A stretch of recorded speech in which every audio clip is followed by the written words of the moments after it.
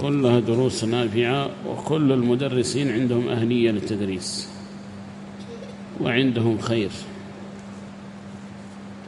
وإن تجدوا هذا في الجامعات، تجلس 4 سنوات في بن عقيل ودرسوا أوضح المسالك وفشلوا الطلاب ما فهموا، رجعوهم إلى ابن عقيل، وهم بالجامعة ما فهموا أوضح المسالك.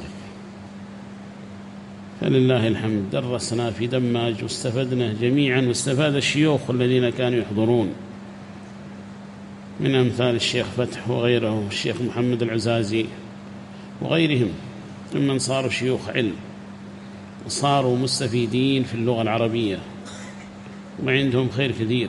وصبرنا عليه سنوات، نحو 4 سنين أو أقل، باعتبار ما كنا نأتي هنا البلاد ونجلس 4 أشهر و6 أشهر مع التقطع الحاصل، وحصل خير كثير، بركة بركة. أما هذه الدراسة الممنهجة على النظام المعروف المدارس النظامية، فالفصل الدراسي الأول جزء، والفصل الدراسي الثاني جزء، ولا تعلق لك بالجزء الأول الذي مر عليك، ما لك دخل فيه، وهكذا إلى الأخير. كلما تجاوزت جزءا فإن الجزء الأول الذي انتقلت منه لا تعلق لك به في الجزء الثاني.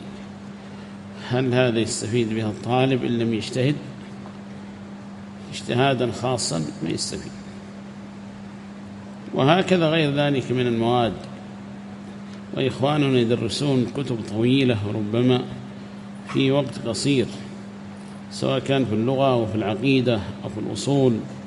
فدرس الطحاوية المعلن عنه وربما يدرسوه في 6 أشهر، والطحاوية ففيها من أصول العقيدة ما فيها. وهكذا الواسطية ربما يدرسوها في 3 أشهر، وهكذا ما قد علمتم من الجزرية ومن غيرها من الدروس المفيدة، سواء كانت دروس تجويد، دروس مواريث، دروس لغة، دروس عقيدة، المصطلح، أصول الفقه، فقه، كلها ولله الحمد تجد الحصيلة حاصلة في الطالب والفائدة حاصلة. وذاك الجامعي الذي عنده شهادة حضرها في شيء معين لا يستطيع، وأعانوا الدكاترة عليها المشرفون على رسالته، لا يستطيع إن كان من البارزين أن يخرج عن رسالته في فقهه وعلمه. تجد السني عنده من العلوم والفنون المختلفة، ففي العقيدة عقيدة، وفي الفقه فقه، وفي اللغة لغة، وفي المصطلح عنده ما يكفيه مما يجعله يحكم على هذا حديث صحيح وحديث ضعيف، وهكذا غير ذلك من العلوم. فيستفيدها ربما في مراكز العلم في سنوات يجلس فيها ويحصل على خير كثير من السماع من الدروس، ربما العام يستفيد منها خير، وهكذا يوصل نفسه بدروس الخاصة. فبركة حاصلة، بركة بركة. ونوجه نصيحة لإخواننا أهل البلد، فلا يكون غيرهم يأتي من الخارج ويحظى بالخير ويستفيد وهم لا يستفيدون من الدروس الخاصة ولا يحرصون عليها، فهذا خطأ، هذا خطأ والله، وستندمون عليه يوما من الدهر. ولا تيأس من نفسك وتقول قد خبرت سني، لا والله، فإن الصحابة طلبوا العلم كبارا وبرزوا فيه، جل الصحابة طلبوا العلم كبارا وبرزوا فيه وحفظوه وبلغوه. وهكذا جماعة من رموز العلم ومن حملة العلم صاروا مرجعية الأمة كابن حزم وغيره، طلبوا العلم كبارا واستفادوا. فلا يحتقرن أحد نفسه ويقول أنا صغير أحفظ ولا أطلب، قد فاتني القطار كما يعبر العوام.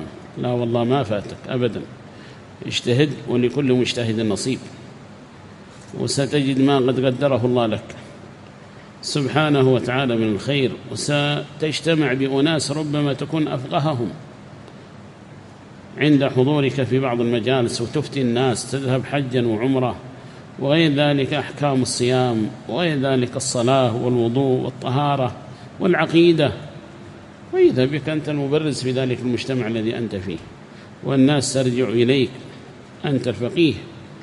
فلا يحتقر الشخص نفسه، فهذا ننصح به إخواننا أهل البلد، وهم ولله الحمد على خير. لكن كثير الآن ممن التحق بهذا الركب وبهذا الخير ولله الحمد، وربما يكتفي بالدروس العامة. فالدروس العامة فيها خير ولا شك، وفيها فائدة وفيها نفع، لا أحد يختلف في هذا. لكن دروس الخاصة دروس تأصيلية ربما، ودروس على مستواك، دروس على مستواك. وتجد درس في الوضوء، تجد الدرس في صفة صلاة النبي صلى الله عليه وسلم، تجد الدرس في العقيدة ومبادئ العقيدة، وتجد درس في القراءة والكتابة.